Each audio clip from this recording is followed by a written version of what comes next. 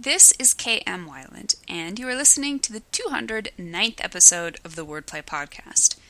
I've reached the 3/4 edit in my steampunk work in progress storming. I always find these quarter-mark edits lots of fun. I essentially get to loaf, read my own stuff, and just have fun.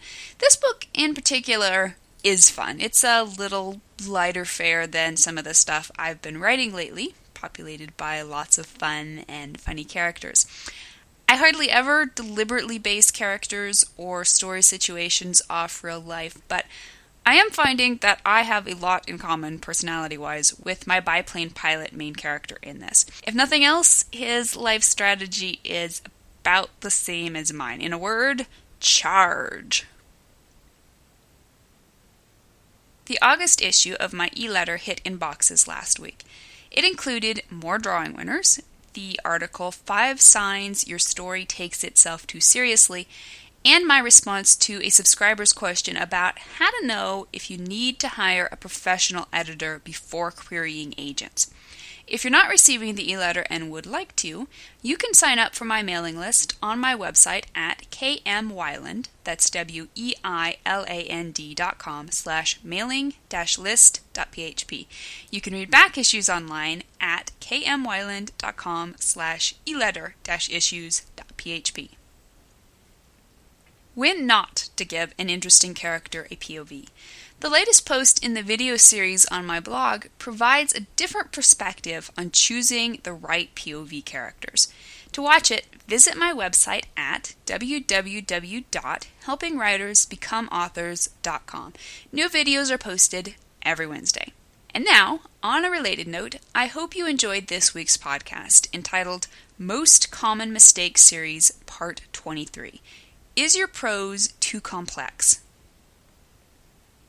If story is an art unto itself, then prose is a different kind of art altogether.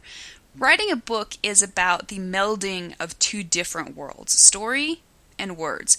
Most of us start out as storytellers, in love with the sheer power of the tale, but most of us also end up falling in love with the wordplay.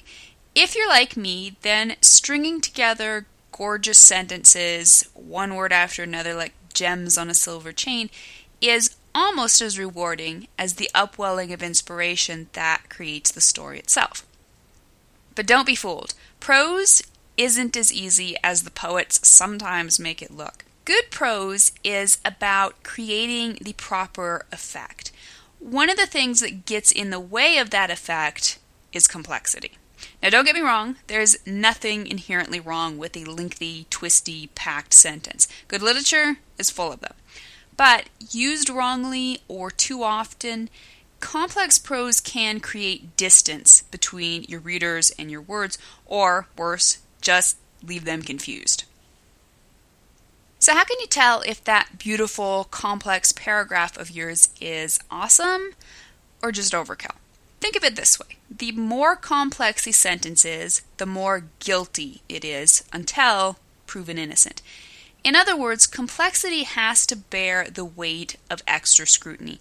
If you've got a huge sentence that you just love, don't let it just slide right on by. Take a moment to really look at it.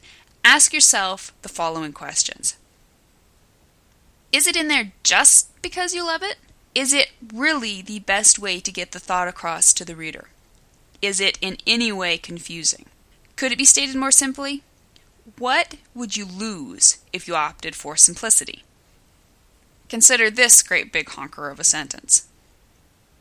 As Clancy watched the sunset swirl into the night, he stood on the edge of the dock and he breathed deeply, desperately, drunkenly of the coming darkness, wondering if this crepuscular vision was a sign of his coming doom, his very own shroud of death falling to his shoulders.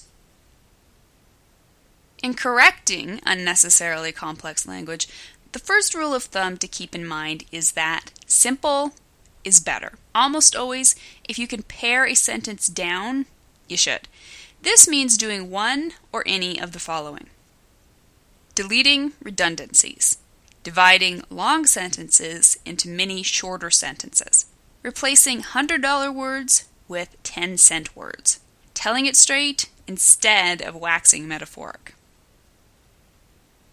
So with that in mind, let's see if we can't fix that horror of a sentence from before. Clancy watched the sunset fade into darkness. He stood on the edge of the dock and he breathed in the coming night. Would this twilight be the last he would see? We might make an argument for some of the flourishes in the original sentence, but how much clearer is this new version? How much punchier? How much less melodramatic? During the first draft, don't be afraid to let those words flow in every little old poetic direction your brain can dream up. But when the time comes to revise, look at every sentence with a critical eye. The more complex your prose, the more critical you should be. Thank you for listening to the Wordplay Podcast.